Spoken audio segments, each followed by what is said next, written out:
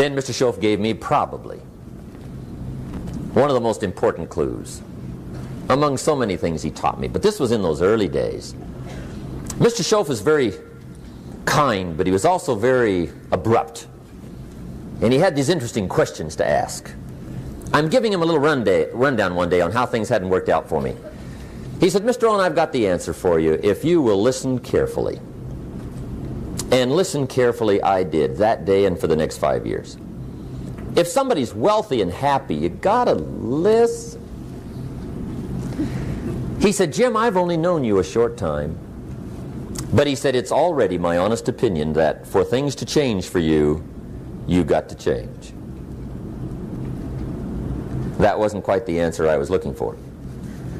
But that's the answer he gave me, and I pass it along to you on this warm summer evening in Anaheim, California, 1981.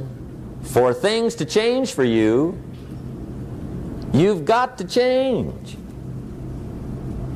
Otherwise, it isn't going to change. Before I met Mr. Schoaf, I used to say, I sure hope things will change. Right? That seemed to be my only hope. If it isn't going to change, I'm in serious trouble. And then I discovered it isn't going to change, so I'm in serious trouble.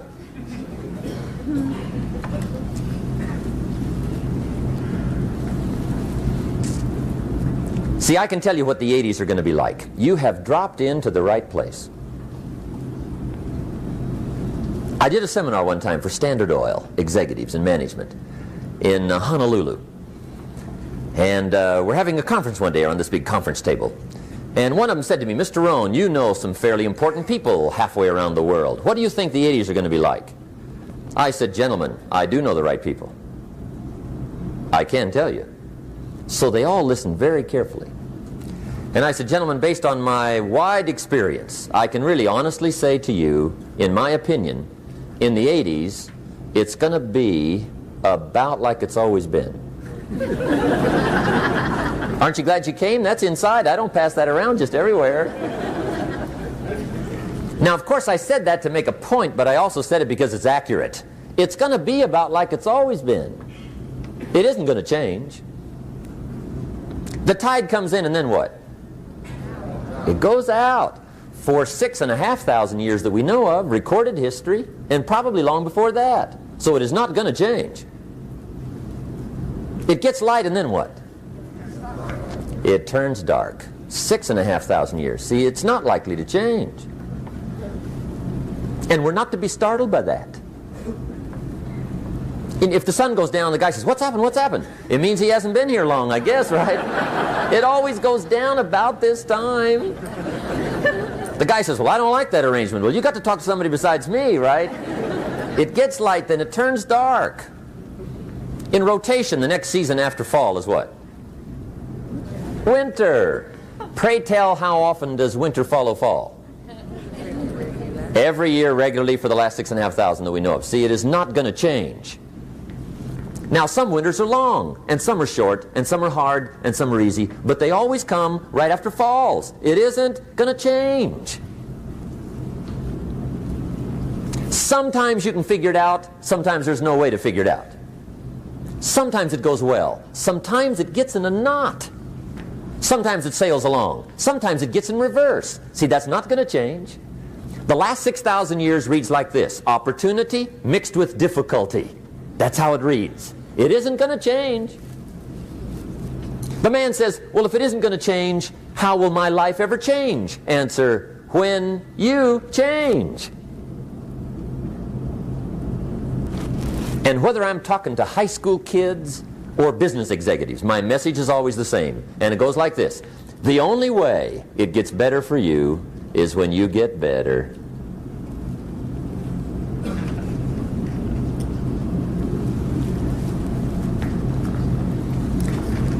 Let me give you the 4 major lessons in life to learn. Here's 4 majors.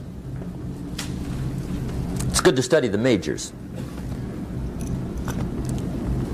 In our weekend seminar we teach. Some people don't do well because they major in minor things. You've got to be on the lookout. At the end of every week, end of every month, you've got to check, make sure you're not spending major time on minor things. Okay, we go through that whole series. majors and minors. Now, let me give you two phrases before we get to the four majors. This will set it up and you'll see where I'm going. Two key phrases for your notes. Here's the first one. Life and business is like the changing seasons. That's the first phrase. Life and business is like the changing seasons.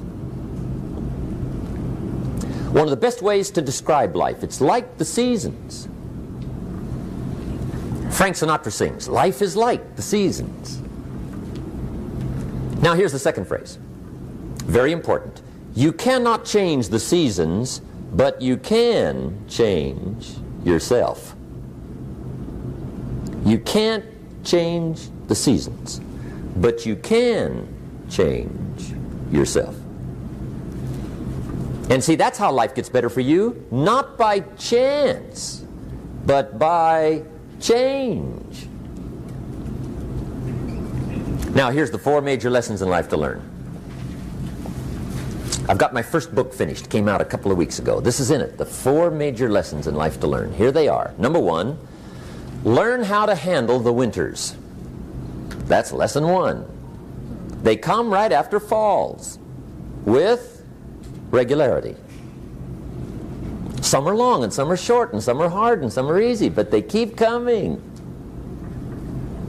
You must learn to handle the nights. They come right after days. You must learn to handle difficulty. It comes right after opportunity. You must learn to handle recessions. They always follow progressions for the last 6,000. See, it isn't going to change. The lesson you must learn is how to handle it.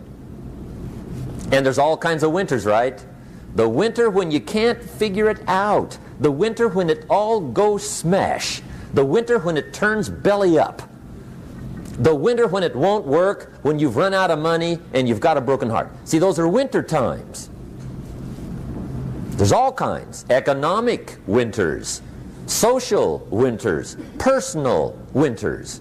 When your heart is smashed in 1,000 pieces and the nights are unusually long, your prayers seem to go no higher than your head. It's wintertime. Barbara Streisand sings, "It used to be so natural to talk about forever, but used to be's don't count anymore. They just lay on the floor till we sweep them away. You don't sing me love songs, and you don't say you need me, and you don't bring me flowers anymore." A song of winter. But see, the disappointments come. Those are normal. That's part of life. But the question is, how do you handle it? How do you handle the coming winters and the disappointments and the downtimes? Well, you can't get rid of January by tearing it off the calendar. But here's what you can do. You can get stronger, you can get wiser, and you can get better. The winters won't change, but you can. And that's how life changes for you. See, before I understood, when it was winter, I used to wish it was summer. I didn't understand. When it was hard, I used to wish it was easy. I didn't know. And then Mr. Schoaf gave me a part of his very unique philosophy when he said, "Don't wish it was easier, wish you were better." See, that triggered my whole life change. Don't wish for less problems. Wish for more skills. Don't wish for less challenge. Wish for more wisdom. That's the key. So that's lesson one. Learn how to handle the winters. Here's lesson two. Learn how to take advantage of the spring. That's the second one. Spring is called opportunity. And spring follows winter. What a great place for it. If you were going to put it somewhere, that'd be the place to put it, right after winter. And pray tell, how often does spring follow winter? Every year with regularity, 6,000. You can almost count on it. See, opportunity always comes. Days follow nights. Isn't that terrific? Opportunity follows difficulty. But here's what you must learn to do. Underline these two words in that key phrase. take advantage. Underline those two. You must learn to take advantage of the spring. See, just because spring rolls around is no sign you're going to look good come fall. You got to do something with it. In fact, you have to get good at one of two things in life: planting in the spring or begging in the fall. Or get somebody to do it for you. See, those are about the only alternatives. Now here's what else you must do. Take advantage of the springs quickly, because there's only a few. Just a handful of springs have been handed to each of us. They don't come forever. Life is fairly brief. So you got to read every book you can get your hands on what to do with your springs while they're here. And take advantage, they soon run out. The Beatles wrote, "Life is so short." And for John Lennon, it was extra short. But life is brief. Elton John sings, "She lived her life like a candle in the wind." It's brief. So whatever you're going to do with your life, you got to get at it. Don't just let the springs pass. Here's the third major lesson in life to learn. Learn how to protect your crops all summer. You got to take care of what you start. Sure enough, as soon as you've planted your garden in the spring, the busy bugs and the noxious weeds are out to take it. And here's the next bit of truth. They will take it unless you prevent it. And that's the third major skill to learn. You've got to learn to prevent the intruder from taking all the good you start. It's one of the challenges. Here's two key phrases under number 3. First one, all good will be attacked. On this planet. Maybe not the next one we get to, but on this one, all good will be attacked. Every garden will be invaded. Not to think so is naive. And here's the second phrase. All values must be defended. Political values, social values, community values, family values, marriage values, friendship values, business values. Every garden must be tended all summer. Third major lesson. Now here's number 4. Fourth major lesson in life to learn. Learn how to reap in the fall without complaint. Learn to reap come harvest time without complaint. Take full responsibility for what happens to you. It's one of the highest forms of human maturity, accepting full responsibility. It's the day you know you've passed from childhood to adulthood, the day you accept full responsibility. And another note, learn to reap in the fall without apology. Without apology if you do well, and without complaint if you don't. That's maturity. I used to have that long list of reasons why I wasn't doing well.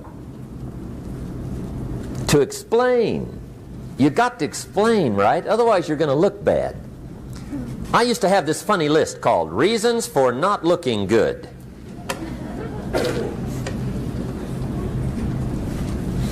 I used to blame the government. I mean, you can believe that or not. It was at the top of my list. I had a lecture second to none. The government. That was on my list. I used to blame taxes. Look what you got left after they take everything. And they expect you to do well. That was on my list there. Prices, that one's easy, right? You walk into the supermarket with $20, come out with a little half bag. So I had that on my list.